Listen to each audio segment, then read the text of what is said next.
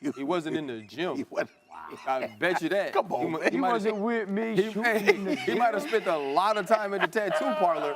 He was not at the dinner table eating what the nutritionist had advised. Oh, my God. He looks happy. Okay.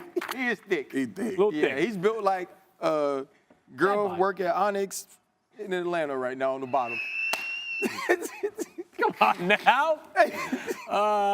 Dolphins quarterback Tua Tagovailoa is entering this NFL season with a lot on the line. There are a lot of question marks surrounding his ability to stay healthy and lead the Dolphins to the top of the very highly contested AFC. To understand how Tua has gotten into this situation, let's rewind to 2018. Tua Tagovailoa was a true freshman quarterback at Alabama and was the backup quarterback to Jalen Hurts. Hurts led the Crimson Tide to a national championship appearance against the Georgia Bulldogs. But in the first half of the game, Jalen Hurts struggled quite a bit, completing only 3 of 8 of his passes for 21 yards in the first half. Going into halftime, the Bulldogs led 13-0. Nick Saban decided he had seen enough and decided to put in true freshman quarterback Tua Tagovailoa and bench Jalen Hurts at halftime of the biggest game of the entire season. Tua would come in and Alabama would look like a completely different team. Tua threw for 166 yards and 3 touchdowns. One of those touchdowns also just happened to be the game-winning touchdown pass to Devontae Smith in overtime. After this game, Tua Tagovailoa became a household name. Tua won the starting job over Jalen Hurts heading into his sophomore season, and in his sophomore season, Tua completed 69% of his passes for 3,900 yards and 43 touchdowns to just 6 interceptions. Going into his junior year, Tua Tagovailoa was the favorite to be the #1 overall pick if he were to declare for the NFL draft. In his junior season, Tua would continue to impress as he completed over 71% of his passes for 33 yards and only 3 interceptions. However, his junior year would be cut short after 9 games as he would go down with a season-ending hip injury against Mississippi State. Despite the injury, Tua Tagovailoa would declare for the NFL draft as he continued to rehab his injured hip. However, due to injury concerns and the fact that Joe Burrow was coming off the best season in the history of college football, Tua fell to the 5th overall pick where he was drafted by the Miami Dolphins. The Dolphins were the original favorites to have the #1 overall pick, as it looked like they were blatantly tanking heading into 2019. They completely gutted their roster and started the season with an 0-7 record, but head coach Brian Flores helped the team somehow wind up with a 5-11 record, and the Dolphins found themselves just barely in the top 5 of the draft. While the initial plan was to draft Tua at 1st overall for Miami, after his injury, the Dolphins considered other options at quarterback. The 5th overall pick came down to either Tua Tagovailoa or Justin Herbert from Oregon, and obviously, as we all know, the Dolphins chose Tua. When asked about the decision, Dolphins GM Chris Grier said that, "We like Justin too. He's a good player. We spent time with both players, and at the end of the day, we chose Tua, and we feel he'll be a good player in the league. He's developing, and we're happy with where he's at right now." Going into Tua's rookie season, it was announced that Ryan Fitzpatrick would begin the season as the team starter as Tua adjusted to the NFL game. Tua wouldn't appear in an NFL game until the final minutes of the Dolphins' Week 6 victory against the New York Jets. Then in Week 7, the Dolphins announced that Tua Tagovailoa would get his first career start against the Los Angeles Rams. The Dolphins would wind up getting the victory over the Rams, but Tua would have a very rocky start as he only completed 54% of his passes for 93 yards and a touchdown. Then, fast forward to the final game of the season. In a must-win game against their division rival Buffalo Bills, Tua would throw 3 interceptions and post a passer rating of 62.5.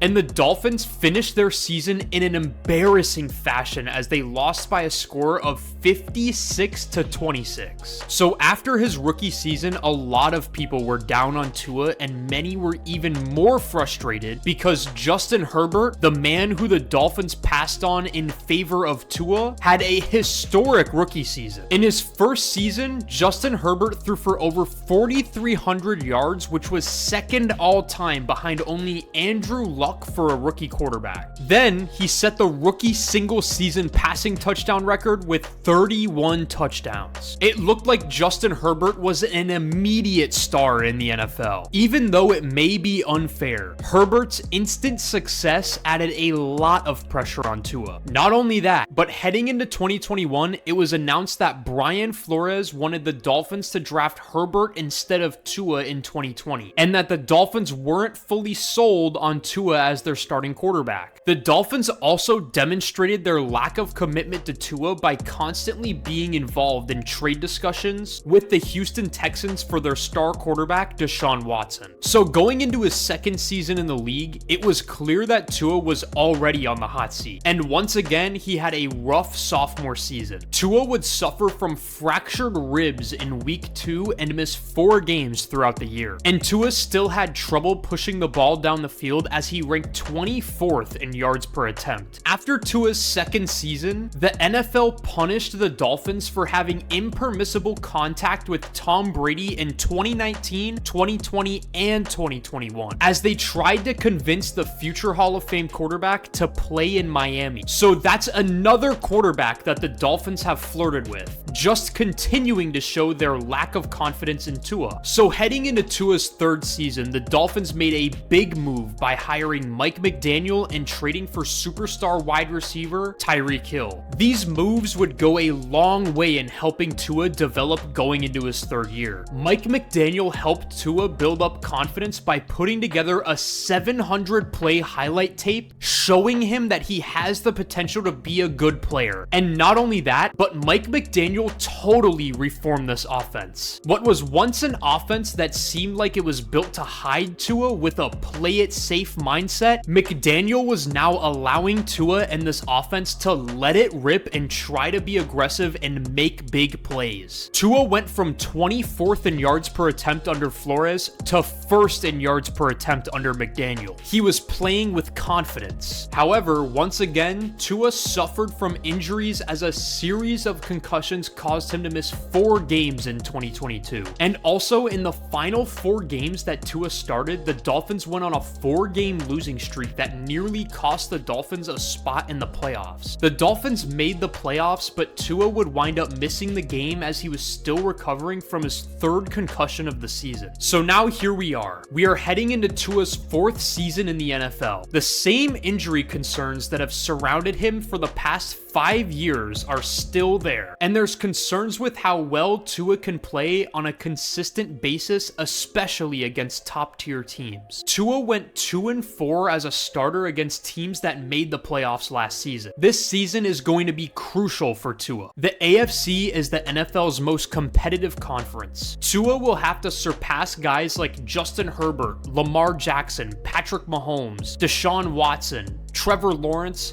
and Joe Burrow. And we can't forget about his division rivals, Josh Allen and Aaron Rodgers, who he will have to play 2 times per year. Those are the guys who Tua Tagovailoa will have to go toe-to-toe with if he and the Dolphins are going to put themselves amongst the AFC's most dominant teams. The opportunity is there for Tua. The Dolphins have one of the most dangerous wide receiver duos in the entire NFL with Jalen Waddle and Tyreek Hill. And now the defense is expected to improve with Vic Fangio as their new defensive coordinator. However, if he continues to underperform or if he unfortunately keeps dealing with injury problems, I think it's fair to say that Miami will look to move on from Tua Tagovailoa, especially since they have repeatedly shown past interest in doing so. Hey everyone, thank you all so much for watching. If you enjoyed this video, please make sure to hit the like button and subscribe, as it will go a long way in helping me grow this channel for you. Also in the comments, let me know any videos that you want to see on this channel, because I want to make sure I'm making content for you. And once again, thank you all so much for watching, and I'll see you next time.